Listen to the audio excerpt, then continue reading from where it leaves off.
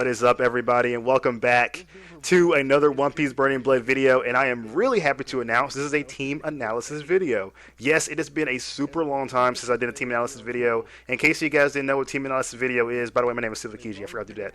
But just in case you guys don't know what a team analysis is for new people out there, a team analysis is when I actually look into previous matches of a person's team, and we kind of break them down, kind of give you the B&B of the actual team, and tell you what kind of like how I feel what the team was used for, and how it was how good it was executed by the player who was actually wielding it. Now, Dome is the only person that I've seen who actually played as this team, and yes, we're talking about Dome. I think if I can pronounce his name, it's like Domnissart, maybe. And so it is Jinbei, Zoroshira, and Enel, along with the Goldie, Roger support, and Killer. So already I'm seeing some big utility with that Goldie, Roger, and Killer support. So giving him access to that early Unity chain, as well as access to a Unity assist if needed, or a double Unity chain if needed, which you can't really do one, because those characters cannot do one. Okay, never mind.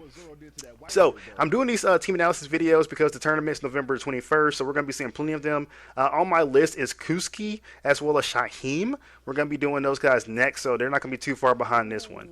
But first, let's talk about the characters. This is where we actually got to get into with the team analysis videos. So Jinbei is the first character in this lineup. Being the first character in there, Jinbei is excellent. With the shark skin, able to block hardcore damage, as well as the water tsunami has shut down those Delphi characters with water shot as well, gives Jinbei an excellent frontliner, or what do you call it, lead, or what I call him.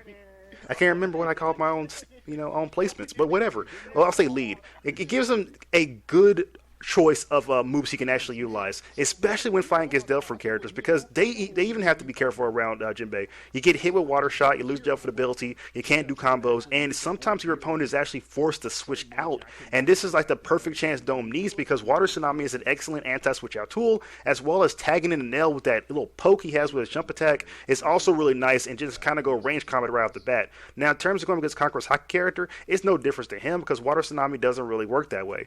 But Jinbei being the first pick, or being the first character in this lineup, is so good for Dome, and he's really good with this character as well. Having this big damage character in the front allows him to actually kind of parry up for Enel, because Enel struggles with Logi-based characters a lot because he doesn't really have any multi-hitting tools. But with Jinbei in the front line and getting rid of that Delphi Fruit or Logi type, getting rid of that Delphi Fruit ability with the water tsunami or water shot, gives Enel an amazing opportunity to actually come in and just do some damage with his range moves. And if you're getting pelted by Enel's range moves, your only option will be to actually come close. And this is where Jinbei can come back in with his jump attack and pretty much stop you there, do it again, and reset the whole process. Now, we kind of saw a little bit of that against Alfie the King that he actually did during the tournament. This is actually taken during Everyone Is Here. I don't remember exactly what round this was actually on, but this was actually his best 2 out of 3 set against Alfie the King, which was pretty well executed. Dome was kind of struggling a little bit over the course of the month, but when he actually came back to this match, he did excellent, and he pretty much showed everybody that he is not out of this game yet. Now, considering back, we're going back to Enel here. Now, Enel, Logi-based character, range-based keep-away character here. 2,500 points, giving him the ability to bring in Killer as well.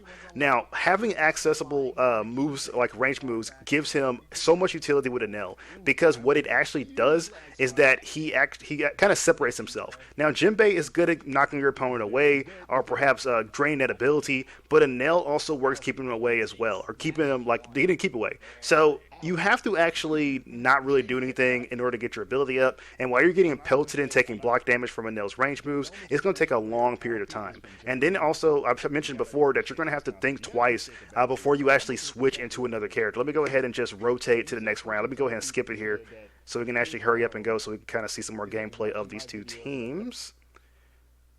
And here we go.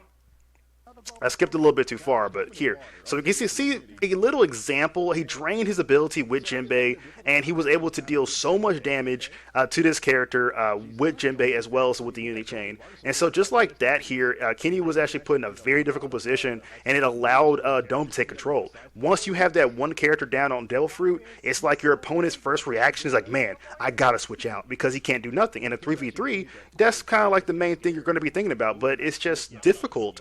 Your opponent's gonna have a difficult time actually doing that, because of how aggressive Dome gets when he gets that one character down without Delphi Fruit. Okay, so the next character is Zoroark. Now, Zoroark is the Zoro I see the most amount. And we're going to be talking about the regular Zoro in the future when we get to Shaheem, which is really exciting. But Zoroark is a power combo character. He does his damage with combos. Now, he has some of the strongest moves in the game with 3,000 world. Oh, wrong character.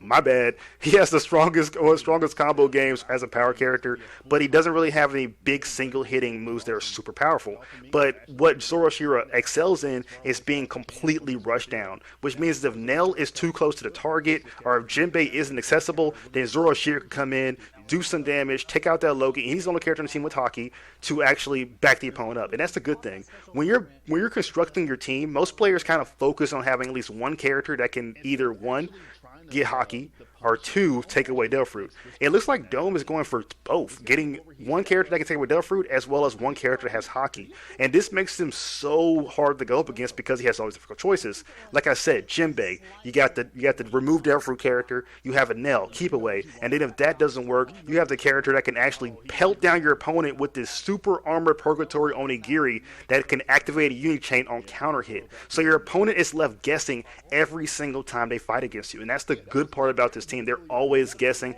and that's what you really need to do. It's not a trick damage team. It doesn't deal that much damage. Well, actually, it could be considered a trick character team. But yeah, it doesn't do that much damage, but Dome makes it work by constantly pelting your opponent or pelting his opponents with small things. Okay, guys, that's pretty much it for the Dome team analysis. I hope you guys enjoyed it. Remember, we're doing Kuzki as well as Shaheem next, and if you ask for it, I will probably do my own. I have two teams I want to do, so if you want me to, I'll do my own. If you don't, I'm not gonna. If no one talks about it, I'm not gonna do it. But if you want me to, I say why not.